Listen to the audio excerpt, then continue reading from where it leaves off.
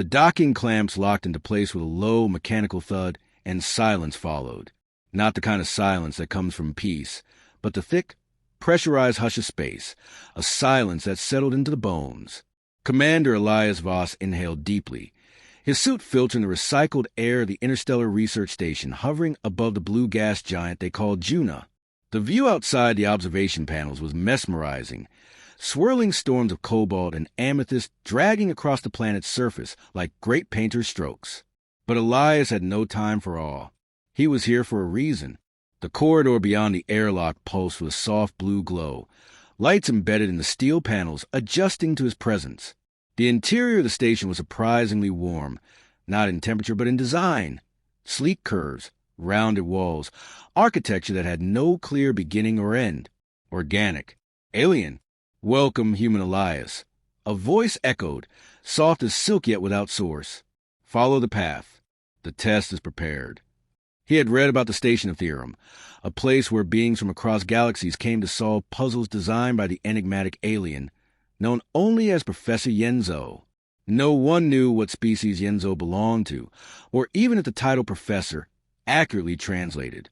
What was clear was that this entity had outlived civilizations, spoken in 1,000 forms of mathematics and music, and constructed tests that judged not strength or knowledge, but understanding. Elias followed the glowing trail, boots softly clinking against a mesh floor. He passed creatures suspended in midair, some curled in meditative poses, others twitching erratically, locked in invisible struggles with puzzles projected before them. They were not all humanoid. Some had tentacles, translucent skins, exoskeletons that shimmered like ice. And yet, all wore the same expression, focused wonder.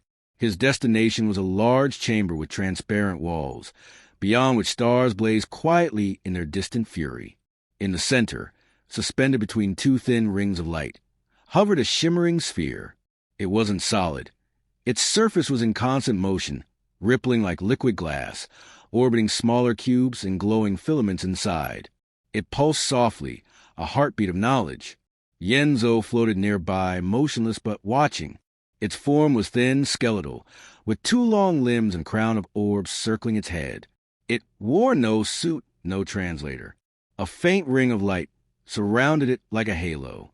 "You are the 39th human to stand here," it said directly into Elias's mind, the voice echoing like water droplets falling in an endless cave. "You will be remembered, regardless of your outcome." Elias approached the sphere, kneeling before the control pedestal. There was no instruction manual, no rules, just the puzzle, the test. "What is it?" he asked. "The puzzle," Yenzo replied, "is a question without a question. It reacts not to intelligence, but to awareness, not to force, but to intention. Solve it, and you alter your understanding. Fail, and nothing changes but the way you perceive failure." Elias reached toward the sphere. His hand passed through a band of cold light, and a cube floated up to meet his fingers. He hesitated. The room felt as if it had paused for him, as if the station itself held its breath. The moment his fingers touched the cube, the sphere erupted in motion.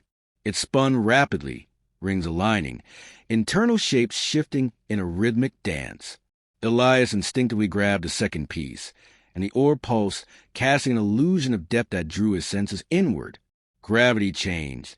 He felt himself drift slightly despite being anchored. A whisper of force tugged at his limbs. He tried applying logic. The inner cube seemed to orbit with a pattern, so he mirrored its rotation with the outer controls. For a moment, the pulsing slowed. In courage, he moved faster, aligning sequences of motion and color. But then, the sphere shuddered. The floor dropped away. He was falling, but not in space. In time. Memories scrambled. A loop began. The moment of contact, the movement, the reaction, all replayed again and again with slight variations. In one, he reached left. In another, right. 1,000 choices bloomed in milliseconds. His breath caught. His body remained still, but his mind was stretched thin, unanchored. Then, nothing. The room reset. He blinked, finding himself kneeling once more before the pedestal, the orb inert. A cold sweat clung to his back. Only seconds had passed. "You failed," said Yenzo not unkindly. But you saw a fraction of the truth. Elias stood slowly. His legs were weak, as though they'd held the weight of too many futures. What was that? A question. You answered with assumption. It punished you with repetition. Frustration simmered beneath his composure. It's impossible. No, only improbable. You cannot force the sphere. You must listen to it. He was a physicist, a pilot, a strategist. He had trained for puzzles, for zero-gravity maneuvers, for mind-altering simulations, but nothing had prepared him for this. Yenzo floated closer, its eyes, or what Elias assumed were eyes, soft with a curious flicker. You think in straight lines, it said. This puzzle exists in spirals. Elias didn't reply. He stared at the sphere, trying to grasp what he had just experienced. It hadn't just tested his mind. It had peeled it open, rearranged the edges, and showed him that the very tools he relied on were flawed when applied to this level of design. And yet, beneath the fear, beneath the confusion, something sparked. Wonder. He glanced at Yenzo. I want to try again. The alien tilted its head slightly, a gesture that might have been approval. Then return when you have unlearned what you believe you know. As Elias left the chamber, the corridor dimmed around him. Behind him, the sphere resumed its silent orbit, awaiting the next attempt. Not from a place of challenge, but invitation. And somewhere within its core, a single light pulsed, slower now, quieter, as if it, too, had noticed something different this time. Elias returned to the chamber after 3 days. The time had not been spent resting. Sleep evaded him, fractured by the pulsing image of the orb and the warping sensation that had fractured his mind. Instead, he floated in the meditative alcoves of the station, studied the archived failures of others, and dissected the sequence of his own collapse, frame by frame, using the station's neural playback systems. Yet he found no algorithm, no discernible law to guide him. The puzzle was not broken physics. It was something else entirely.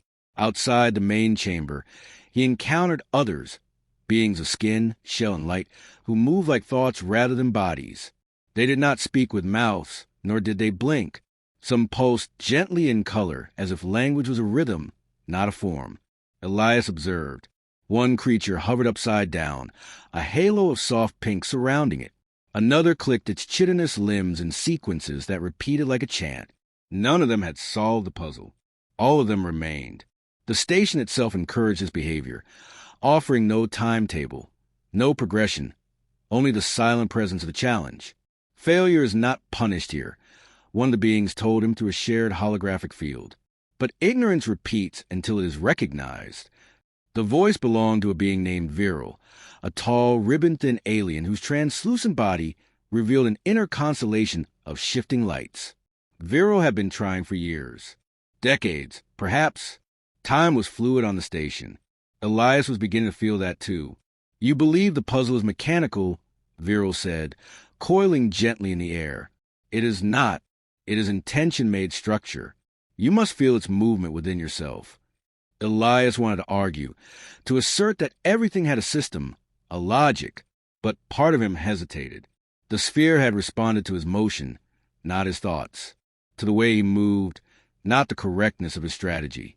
It had punished him with time loops not because he made a wrong choice, but because he tried to control it. That night, or what passed for night in the station's eternal starlit halls, he sat in the observation lounge, watching tiny satellites drift past windows.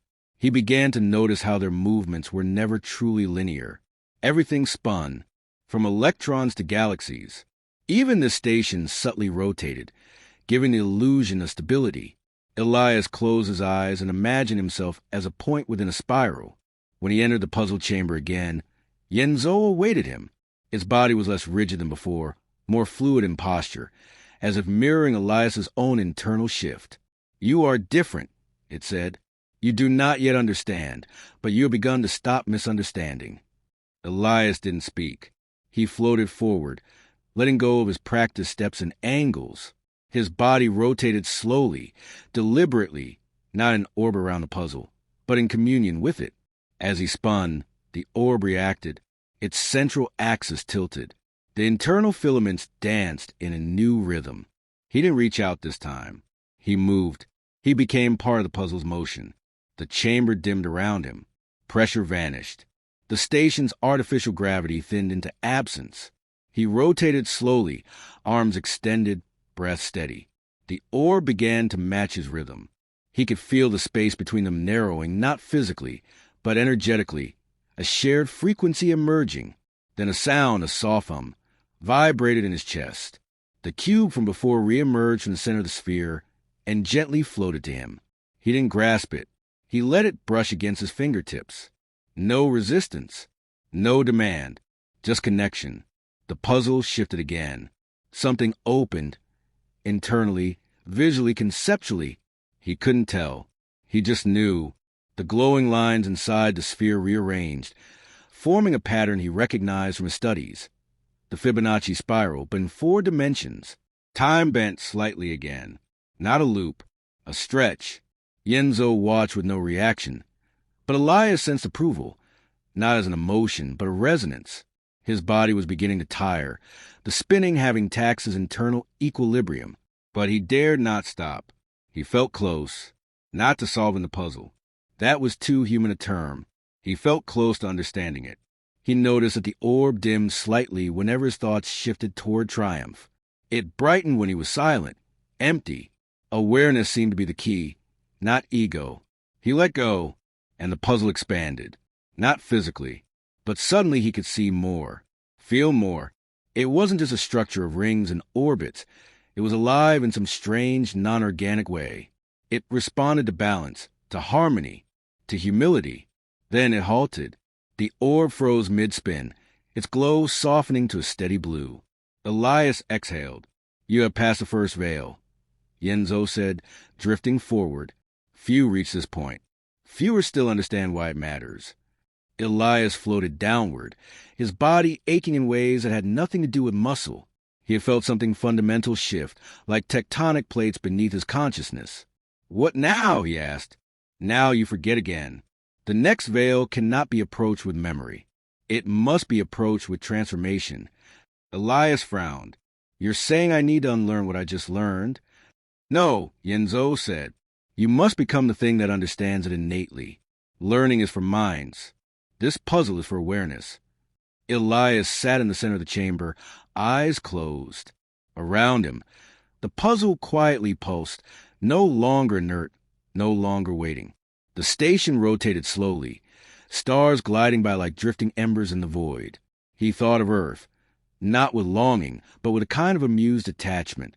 There, they had trained him in logic, tactics, systems of control. Here, he was learning that surrender, motion, and presence held more value than precision. As he prepared for the next attempt, the orb whispered in pulses he now recognized, not language, but rhythm. He would have to change again. But now, at least, he understood that change was not defeat. It was progress. And the sphere, ever patient, waited. The station of theorem pulsed with a low, ambient resonance, almost like a living organism breathing in its own slow rhythm. Elias moved through his corridors with a different presence now. Not as a stranger, not quite as a resident, but as something in between. His body felt lighter, not because of artificial gravity, but because he had stopped resisting the unknown. He no longer sought to dominate the puzzle, but participate in its unfolding. Vero met him outside the chamber again, its glow now a deeper amber, its lights calmer. "You change," it said simply. "So did the puzzle," Elias replied. Vero considered that, its elongated head tilting in a way that suggested amusement. "Or your eyes now see what was always there." Inside the chamber, the orb had evolved. Where once it had been a singular sphere with orbiting shapes, it now bloomed in layers, nested lattices of light and dark, shifting in response to proximity. The puzzle no longer waited passively. It pulsed with expectancy. Elias approached slowly. He knew better now than to impose intention. Instead, he mirrored the orb's rotation, breathing in sync with its pulse. The moment he entered its radius, the chamber dissolved, not literally, but in perception. Walls stretched, the stars outside folded inward, and time staggered like a faltering heartbeat. He was somewhere else. The new space was vast and silver, suspended in twilight.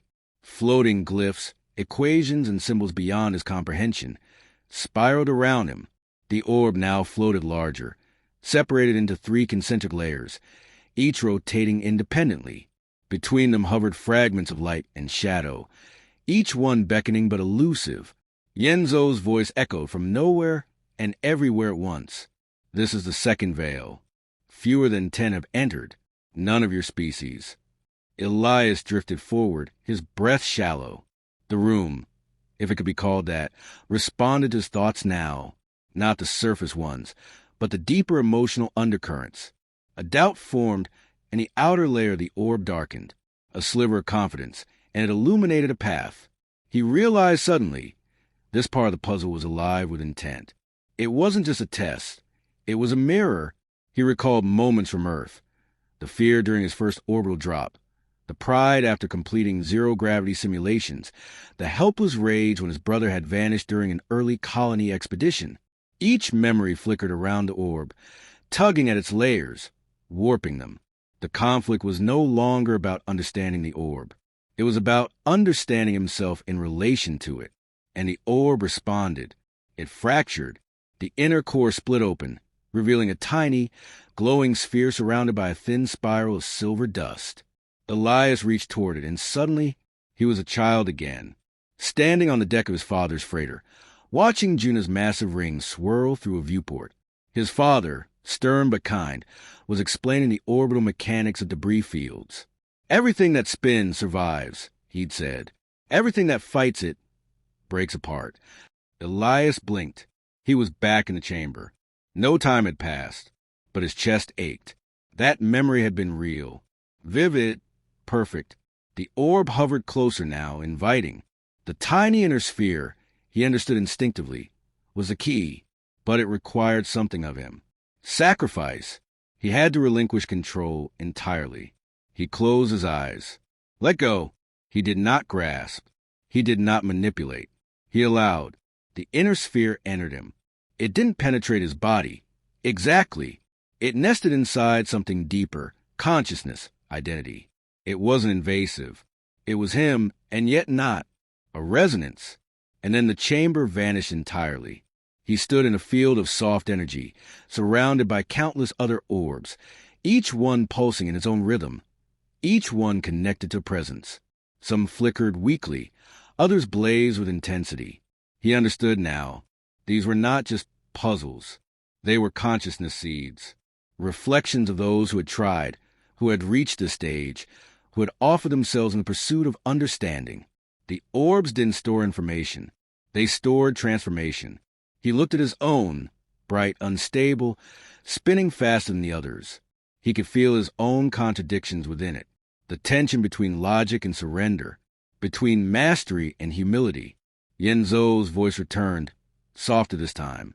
You are becoming readable. Soon you will be writable. Elias knew what that meant. The puzzle didn't want solutions. It wanted evolution. The next choice was his own. He could turn back, retain himself, his mind intact, resume the life he knew before this place. Or he could step further, risk dissolution, risk becoming something entirely new. He looked down at the glowing thread connecting him to his orb. It pulsed with possibility, not certainty, not promise, but potential. He didn't hesitate. One breath, one step forward. The field of orbs expanded, or perhaps he shrank. His identity, no longer fixed, spread thin like mist across the infinite grid of awareness.